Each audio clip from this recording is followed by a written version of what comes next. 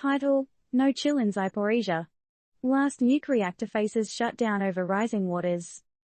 TLDR. In an unprecedented hold-my-beer moment, Ukraine's largest nuclear power plant, Zaporizhzhia, threw in the towel on its last functioning reactor.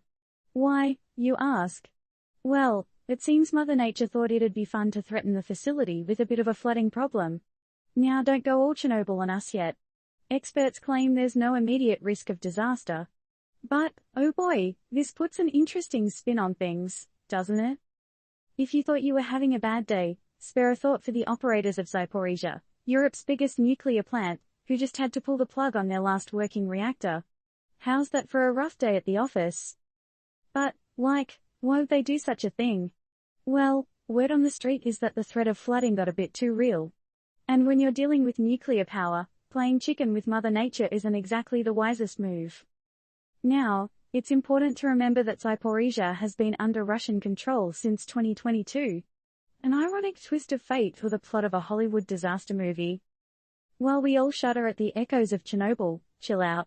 The folks in charge assure us there's no immediate disaster on the cards. But, let's be real, it does make you wonder, right? So, how's the scene at Ground Zero, aka Zaporizhzhia? Well, the big cheese of Ukraine's nuclear energy agency confirmed the shutdown of the last operating reactor. Guess even the biggest of us have to bow down when Mother Nature decides to flex her muscles, huh? Okay, but let's pause for a moment. What does this mean for all of us? After all, Zaporizhzhia wasn't just a random power plant. It was Europe's largest. There's bound to be ripple effects from this, right? And hold up, are we just going to ignore the whole Russia angle here? With the facility under their control, is this just a bump in the road or a major oops moment on their watch? All in all, this whole situation is more twisty than a Game of Thrones plotline, but with potentially more significant real-world implications. Speaking of twists and turns, what happens now? How are the nuclear chiefs planning to deal with the flooding threat?